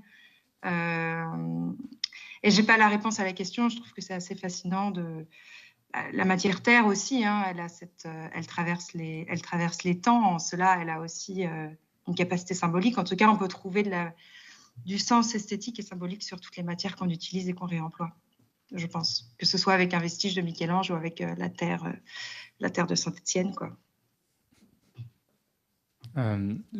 C'était pour répondre juste à revenir aussi à la première question. Sur le bilan carbone, dans mon cas, non. La réponse. Mais c'était sur la question financière, par contre, et du modèle, dans le sens où à partir du moment où je suis parti et que je me suis un peu aventuré vers des formes de pratiques qui, concrètement, n'avaient aucune économie, à part des économies de troc ou d'échange et autres, c'est poser la question de la viabilité d'une telle pratique ou non, en fait, de descendre l'échelle à la fois d'une forme de pratique en tant qu'architecte ou de commencer à travailler sur des projets de très petite échelle, de venir s'installer. Ça s'est vraiment posé et avec Assemble, en tout cas, c'est des modèles qu'on essaie de développer. Bien sûr, alors via l'institution, c'est-à-dire que pour nous, le modèle pédagogique offre un cadre qui nous permet en fait de développer des méthodes de travail, des méthodologies de projet qui sont du coup non viables d'un point de vue purement financier pour une agence d'architecture. Donc le collectif, par exemple, nous, on travaille avec des communes et on fait des études, des choses qui ne sont pas de l'ordre de la commande, mais tous les travaux qu'on fait avec le studio, du coup, sont des choses que Assemble, en tant que collectif d'architectes, ne pourrait pas prendre en tant que commande, parce que ce n'est pas viable. Et du coup, c'est d'essayer de développer une forme de relation comme ça. Et ensuite, aussi d'essayer justement de ne pas mentir aux étudiants et étudiantes, de dire oui, en fait, il suffit d'aller se retirer à la campagne et ça va fonctionner, quoi. Mais de trouver aussi d'autres moyens d'obtenir de l'argent par le biais de municipalités, résidence artistique ou argent dans une certaine mesure, mais des fondations même complètement autres. C'est-à-dire que là, maintenant, on travaille avec ce réseau qui s'appelle ELC, Ecological Land Trust Cooperative, qui est une association britannique qui aide les personnes à l'accession à la terre et qui, eux, financent en partie, en fait, là, des recherches et des études qu'on va faire pour ces fermes-là, par exemple. Je pense, d'un point de vue financier, c'est de trouver des modèles qui permettent une pratique de cet acabit-là. Julien, tu avais une question ? Oui, non, juste un tout petit mot.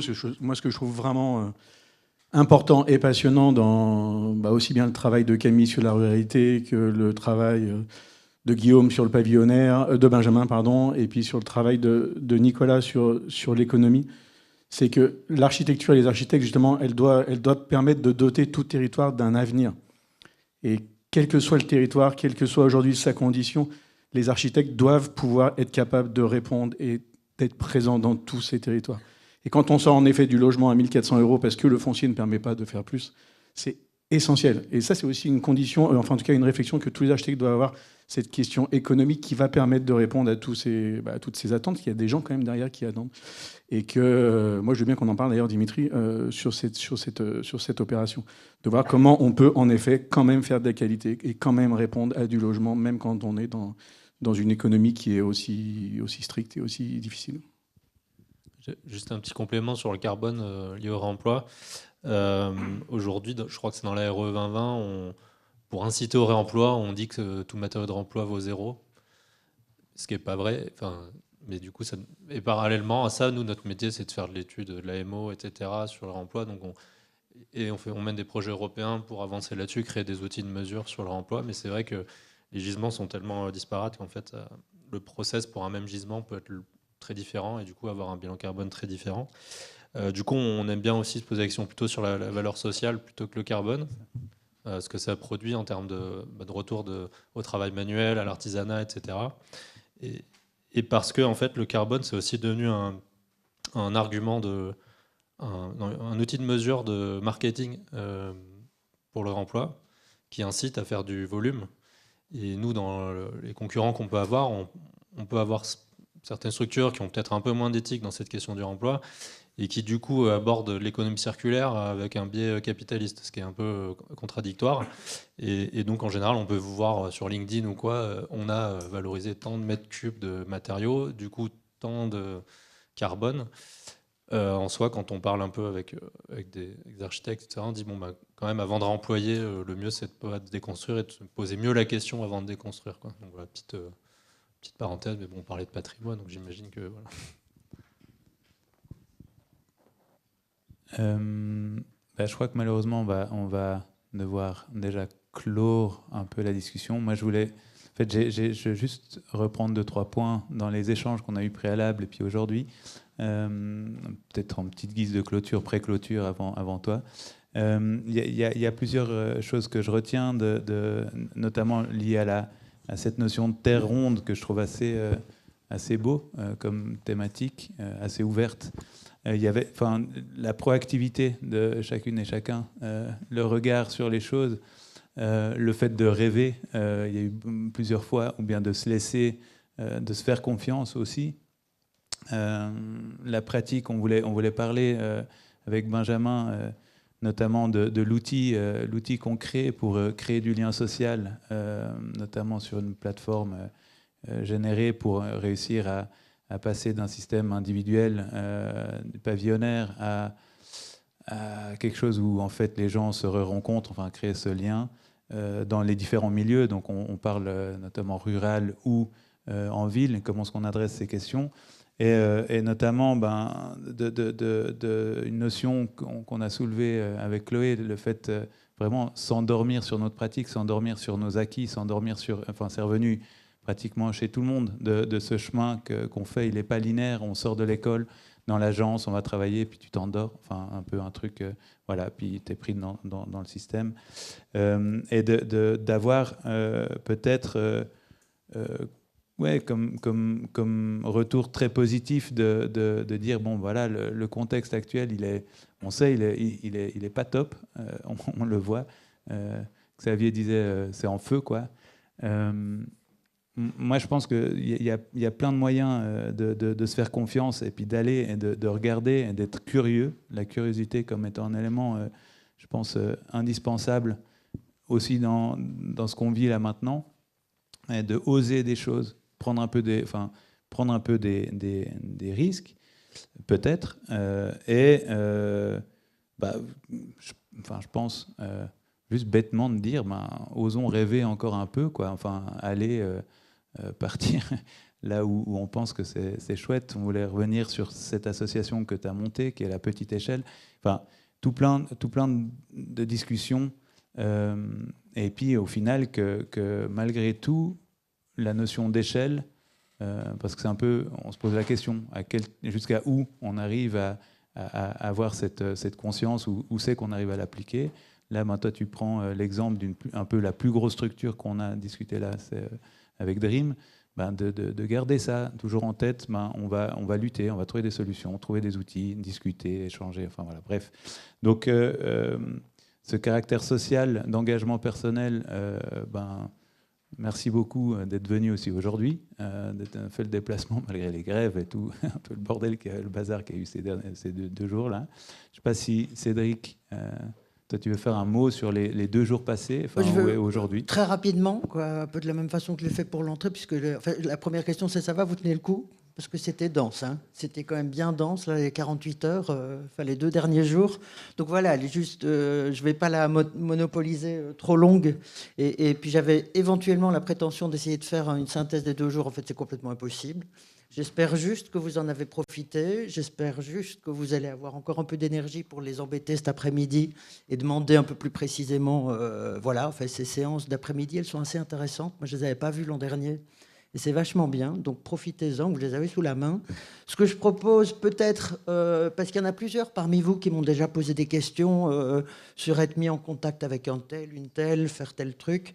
Je me dis que l'idée, c'était de vous présenter de nombreuses et multiples manières d'être architecte. Je pense que vous en avez eu beaucoup. Tant mieux, ça vous ouvre beaucoup d'univers. Ce que Stéphane vient de dire sur la question des rêves, je trouve ça vachement bien. Moi, j'avais une dernière petite chose à vous lire, mais pour conclure peut-être. Peut-être qu'on peut prendre le temps de digérer toutes les discussions des derniers jours. On peut peut-être se donner rendez-vous un peu plus tard, 1 heure. On prend 1 heure un jour avec les motivés, et on essaye de conclure quelque chose. Enfin, en tout cas, de se faire un retour. On va être accompagné d'Annabelle, en fait, qui est là, qui a parlé hier, qui était présente aujourd'hui, qui n'a pas vu l'an dernier, mais qui sera de nouveau présente l'année prochaine. Et on va essayer de réfléchir à une manière de, alors vraiment synthétiser ce qu'on a fait pendant 3 ans autour de ces questions d'être architecte, toute une série d'autres manières. Donc voilà, je pense que le débat, il n'est vraiment pas clôturé. Et voilà, c'est pas maintenant qu'on va se relancer dans une très très grande discussion. On n'en a plus l'énergie. Vous avez déjà beaucoup de choses en tête. Mais moi, je voulais juste peut-être conclure, sauf si quelqu'un nécessite le micro, si quelqu'un a vraiment une question parmi vous, les étudiants, les étudiantes. Non ? Voilà, alors je voulais juste conclure par une petite truc qui va renvoyer à la question des rêves, tout ça. On a parlé de Philippe Potier tout à l'heure, qui était aussi mon directeur de thèse et qui avait écrit un magnifique texte sur les architectes du temps. Et puisqu'en fait, on se rend compte, même aujourd'hui dans la discussion, c'est des questions de temps. En fait, c'est l'échec de la modernité, c'est l'accélération du temps, par exemple. Donc, on est en train de repenser des questions du temps long. Et donc, je voulais juste vous lire ces 3 petites phrases, 4-5 phrases qu'il avait écrites il y a 7-8 ans pour une exposition à Bruxelles sur la question des architectes et du temps. Et donc, il a écrit ceci. Et ça nous ouvre encore plein de portes. Il a écrit « Délimiter l'espace, c'est se donner l'illusion salvatrice de maîtriser un tant soit peu la durée. C'est croire en un destin face à l'incertitude du monde. L'architecture est une fiction temporelle, l'utopie d'un temps dont nous maîtriserions le déroulement de l'histoire. » Ça, c'est très très beau.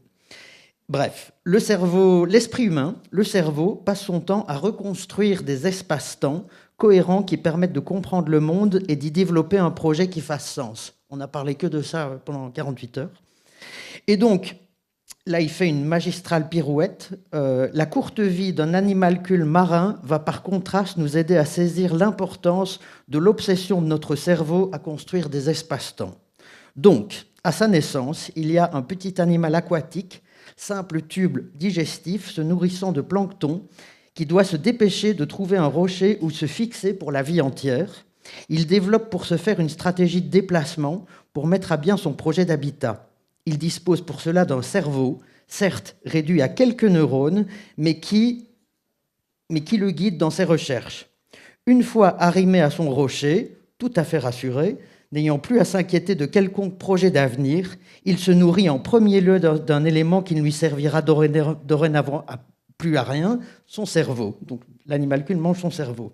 À l'inverse, nous, les humains, sommes condamnés à assumer un devenir, voire une destinée. Nous sommes un aboutissement de l'évolution contraire, puisque notre cortex n'a cessé de grossir, faisant de nous des animaux parfois heureux, mais toujours inquiets, à la quête jamais satisfaite d'un nouveau rocher sur lequel accrocher nos rêves. Voilà, moi je vous laisse à ça, parce qu'au fond, j'ai l'impression que ça fait 48 heures qu'on a discuté de toutes ces manières d'être architecte, et donc à chacun son rocher, finalement. Merci Philippe Potier, c'est toujours très bien d'entendre ça.